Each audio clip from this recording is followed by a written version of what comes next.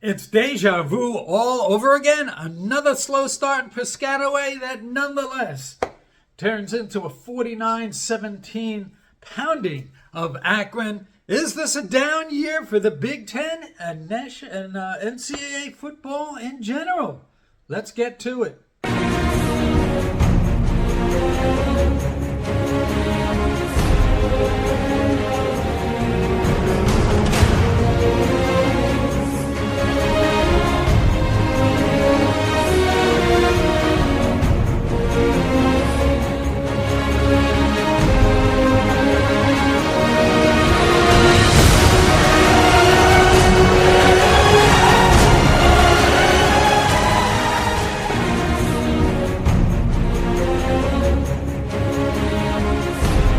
Okay, I hope you all enjoyed a terrific weekend and had the pleasure of watching Rutgers defeat Akron 49-17 in Piscataway. You know, the crowd was kind of small, but I probably would think that the weather or the potential for weather and the forecasts and the National Weather Service alerts and all that kind of cut down on the crowd size.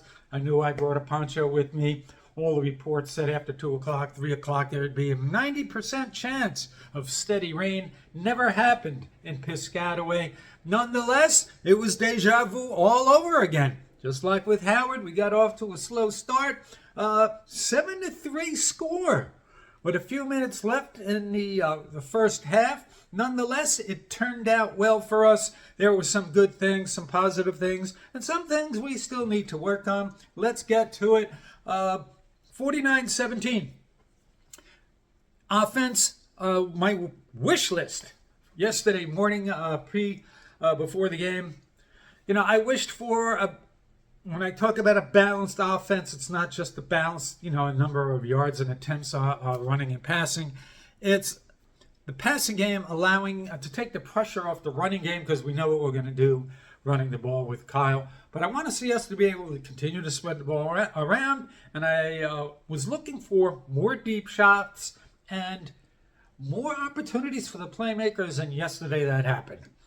We had over 500 yards. So we had 515 yards of offense. Can't remember the last time that happened. Akron against Ohio State only gave up around 400, a little over 400 yards. Ohio State did get some defensive turnovers to help build that 52-6 win. Nonetheless, 515 yards, another 3 touchdowns and a pick for Ethan. 14 of 23, 230 yards, 3 touchdowns, 6 touchdowns in 2 games. And to show you what a difference a year makes, Gavin didn't get his 6th touchdown until the 6th game last year. And for the entire rest of the year, we only had 3 more touchdowns, total 9 touchdowns, 8 interceptions. So the passing game is much improved. Game didn't start off that way. It started off a little choppy. Actually started off pretty well. We were moving the ball down the field against Akron on the opening kickoff like a hot knife through butter. And then we started to see some things from Ethan we haven't seen before, some glitches. Missing the receiver. We did have that interception that from section 124. It looked like, I think it was Dymere, either didn't run the correct route, or Ethan threw it to the wrong side, the wrong shoulder for that interception. After watching it on replay, and after listening to Coach Yano say it was hit on the play, he definitely was hit. And that brings me to a point that, early on, Akron's defensive front, we know that they're pretty good, was getting some pressure. And we missed on a 3rd down pass again to, this was definitely Dymere, where Ethan had to throw off his back foot. A little bit of a rush, but, it was still manageable. And it looked like, the ball was definitely short. But, I'm wondering about the effort on Dymere, because it landed at his feet. If he had stepped up another step, he could have picked that up for the 1st down, and we could have continued and finished the drive. Nonetheless, There was actually another play like that where defensive lineman was right in Ethan's face. Same thing. Had to throw off his back foot it might have been on that fourth down play. When it was 4th and 3, 4th and 4, and they went for it and they passed. Receiver was open and threw off his back foot, and it landed a couple of yards in front of him. And along those lines, wide receivers, early impression. You can see that there was going to be an attempt to get the ball to these guys, but they were open. And they were open all day. Love to see that. We haven't had a wide receiver core where we spread out 3-4 wide receivers wide, and they're running underneath, crossing patterns, running deep, and they're open. We now have a quarterback that can get them there. After a slow start, I think Ethan was 5 for 12 in the first half. Yeah, there were a couple more drops, or at least balls that were catchable. And in the second half, I think Ethan was 9 for 11, or 11 for 12, whatever it was. You could see that the confidence and the rhythm of the offense was building, and those glitches, those misses, were a distant memory from the first half. So Ethan, 14 to 23, 60%. One of my things was he needs to get and be around the 60% mark, and it would be a successful season with a productive, higher scoring offense with a better passing game, and he's over 60%. Let's hope he can keep up that pace. But nonetheless, we do what we do, and the passing game has allowed us to have a different style and type and scheme on offense, and Kyle was Kyle. 27 rushes, 208 yards, 7.7 yards per carry, 3 touchdowns. He has 373 yards in the first 2 games with 4 touchdowns, and the Heisman calls are out already. I know one of the reporters at the post-game press conference asked Coach about that. New York Post putting it out there pretty early. Kyle Monangai needs to be considered for the Heisman. We'll see where that goes. We're going to have some tougher games, a tougher schedule coming up. But if he continues, if he can get 120, 130, 140 yards against the Big Ten, I think he's got a shot. Sam, early on I was looking for Sam. Where was he? Why wasn't he in the game? One of my wish list things was to get him involved early, to take the predictability off those second and short, third and short running plays to Kyle, and have Sam get in there and give some a change of pace, some power, ability to run between the tackles. Being at the game, I wasn't aware of the injury report, so he was a scratch. And this drives me absolutely crazy. Coach Shiano's secrecy about injuries, it's very Belichick-like. And I get it, you don't want to tip your hand, but you kind of like to know what's going on. And it needs to go just beyond, is it a season-ending injury? So with Sam, is it his ankle bothering him again? Is it something that he could miss several games for? If it's not serious, just say, hey, we expect him to be back. We have a bye, a couple weeks. He could see some action, something. So I'm in 124, looking for that change of pace back. Turned out to be Antoine Raymond, 17 carries, 77 yards, 4.5 yards per carry, and a touchdown. Ran hard, strong, fast. Not the 1-2 punch we would have thought it would have been at the beginning of the year, or maybe a little later in the year as time wore on. Guys are nicked up. You want to get a deeper rotation. Nonetheless, our running game did what we've come to expect them to do. Let's hope it continues throughout the Big Ten schedule. But I'm very happy about wide receiver play. On my wish list before the game was, okay, we did a good job spreading the ball around. Let's get more opportunities to the wide receivers, get them in space, and let these guys do what it is that they have the potential to do. Particularly Daimir. And Chris Long had a good game as well, but we'll get to that in a second. Want to see our guy that's supposed to be our number one guy get the opportunities, get him in space, and see what he can do. And he had a good game. There were one or two balls that maybe were more that were catchable, but he did have 4 catches, 77 yards, 19.3 average. And Ethan got him in the ball in stride where he needed to get it, to get those big yards and average 19.5 yards per catch, including a big one that kind of I think it was the first half, one in the first half where he got one downfield, 31 yards, put us in the position to extend first half lead. Chris Long, very good. 4 catches, 87 yards. He, including something we haven't seen in a very long time, a 58-yard touchdown. The ball was just perfectly thrown. I'm sitting there watching it, and as the ball is in flight, I'm saying to myself, wow, this ball's going to get there. And absolutely was in a perfect spot, 58-yard touchdown. We did what we want. A lot of people wanted to see and what we needed to do, and I talked about this before the game, more deep shots. You can't just take deep shots just because, you throw a ball up in the air or you throw an interception or you want to make that play and it just doesn't work from the outset. But our deep shots, we took more of them. This 58-yard touchdown was a thing of beauty. Had a couple others. I say the officiating against the Rutgers wide receivers. There was one pass interference called, but there were a couple more, maybe 3 more that holding or interference could be called on, including one into the end zone and one similar to Chris Long's touchdown, throwing it deep. The receiver was pulled off course by holding, at least in my opinion.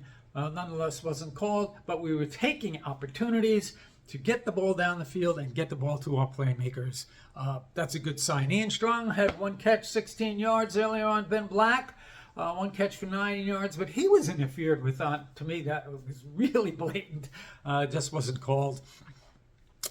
Tight end, Fletcher, 1 pass, 9 yards.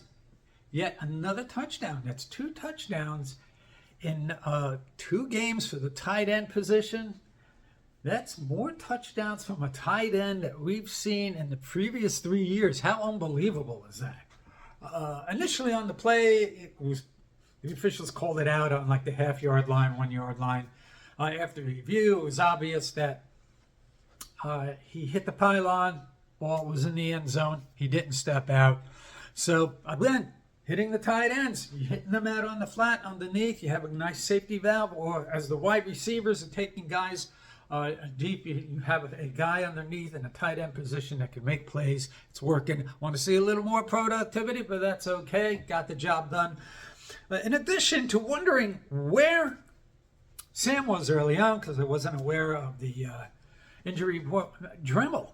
Now he's back there on kicks. Actually, he had a pretty decent return on a punt, which there was a penalty called for blocked in the back. He got like 15 or so yards, but he's not getting much action in the slot. I wonder what's up with that. He, was questionable first game. I don't know if it's sort of like an injury thing. Are we saving him, or is this a philosophical change that we have the guys on the field with speed and size that can make plays? Not really sure about that. So quarterback play, running back play, of course, and what we've come to expect. Wide receivers all played well, in addition to the offensive line. They're just doing a really good job. Early on, the defensive line of Akron was getting a little bit of pressure, but it wasn't something that you were worried about. It is what it is. A player down here, a player down there. It wasn't something that was consistent. No sacks, second game in a row. On third downs, we were 6 of 9, and that's something, not to beat them up, but with Gavin, that's something we kind of struggled with, unless it was 4th and a half a yard or a yard, and we had a Gavin run and push up the middle. Like to see more of that. That's what comes when you have a more effective passing game. You have something now that you can use as a threat to balance out what the defense thinks you're going to do. And, I love what I'm seeing from a mistake or mistake-free kind of game. We, I believe, I have to check the stats, haven't checked them yet. We only had one penalty, or two penalties, I think. We had actually three. One for a personal foul, late hit out of bounds, the block in the back on the punt, and then we were offsides on the kickoff. So the mistakes are not as frequent as they used to be. When I always used to worry about after flushing the quarterback out of the pocket or after a receiver caught the ball near the sidelines, I was always waiting for that late hit. So the mistakes are less. We're good on third down.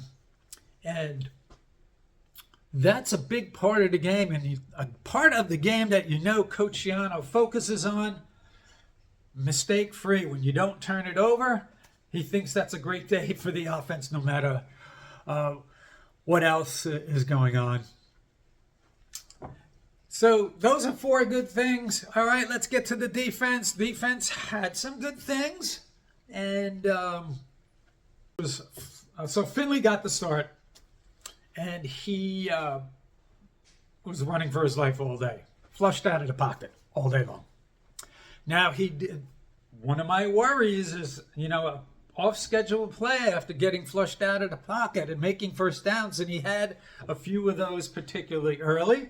Second half, the defense did a much better job shutting that play down, as well as the offense picking up rhythm and being able to move the ball more fluidly downfield. Defensive pressure all day. Now, we only had 2 sacks. One by Shaquan Loyal and one by Malcolm Ray. But early on in the first quarter, when Finley got flushed out of the pocket, there were 3 or 4 guys chasing him as he was going to run out of bounds. It probably was a 5 or 6 yard loss. I guess there isn't a sack attributed on that play, counted as a running play. Nonetheless, you can see that the tone was started early. Would like to see getting the quarterback to the ground more often. We were fortunate yesterday where in the past, we'd be all around the quarterback, he'd get the ball off, and he would complete a fluke play, or the receiver made a play, got the first down after stopping him on first down, after stopping him on second down. We were fortunate in that we disrupted the offense enough, which was one of my keys before the game, that would force them into mistakes. Now, they didn't have a ton of mistakes. But Finley threw a bunch of balls that were, inaccurate, not really catchable, or the receiver just couldn't make a play on it. So good job with the defense in defending the pass. The other thing they did really well against the run. There was one 70-something yard run towards the end of the game with the backups in there by Simmons. And it was a weird play. It looked like guys were expecting him to go out of bounds and really weren't aggressive going after him to make the tackle. So that gave them 25 rushes, 156 yards. But without that, it's 24 rushes, about 80 yards. That's a pretty good day's work by the defense, or at least the starting defense. Didn't get that. There was they gave up 1 touchdown. Had 1 pick. Overall, again, an efficient kind of defense, but I'd like to see more playmaking ability by the guys up front, getting pressure to allow the secondary to make some plays. There was a missed assignment. Wide receiver for Akron, wide open touchdown. It definitely busted play. After the game, Coach Schiano said in the news conference, talking about Longer Beam, that that might have been a missed assignment or a botched assignment there involving him. Not really sure. We'll have to see about that. So overall, a decent day by the defense. I'm expecting more. Hit the quarterback more. Get him on the ground more. Turn the ball over a little more, because things are going to get tougher as we head into Big Ten play. If you're not getting those plays and Big Ten players are able to make those plays, it's going to be a little bit troublesome. You have that 3rd and 10 play where you get the rush on him and they make a play. whether by off schedule or just happen to get the ball to the spot where the receiver absolutely has to get it. We want to avoid that. Big Ten players will be able to make those plays. Bullock came in for Akron at the end of the game. He was like 3 for 3, 13 yards, and not much rushing attempts. Running the ball for him, I would have expected a little more quarterback draws and design quarterback runs. Along those lines, Johnny Shepard comes in fourth quarter. I'm not going to say I wanted to see him throw the ball. They probably weren't going to throw it, although third down screen pass is totally within the realm of possibility. Kind of expected that, but they just kept running the ball, and I was kind of surprised that they didn't give a Johnny designed runs, because he's a guy that can pick up those first downs on third and short, third and medium, and they didn't, just kept handing the ball off. So I was disappointed that they kind of hamstrung Johnny, even though the game was 49-10 or 42-10, whatever it was at the time. So when we come to the defense's ability to defend a mobile quarterback, they did a decent job. Rutgers always does a good job defending traditional pocket passes, which Finley is. He just happens to also have good mobility tonight, like Athan. And they, defend a traditional running game.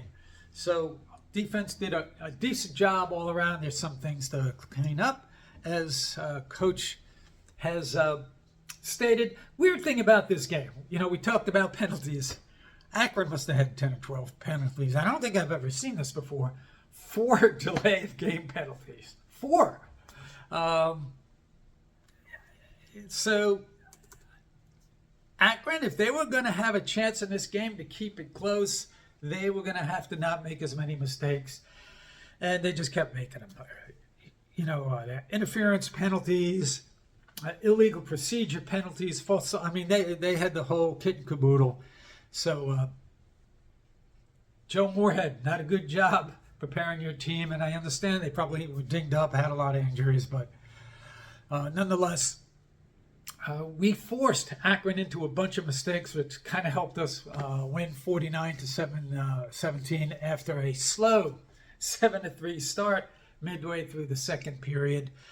So it's a bye week. It's a time to get healthy. Who's in, who's out? Will the shroud of secrecy be lifted from the Rutgers program regarding injuries?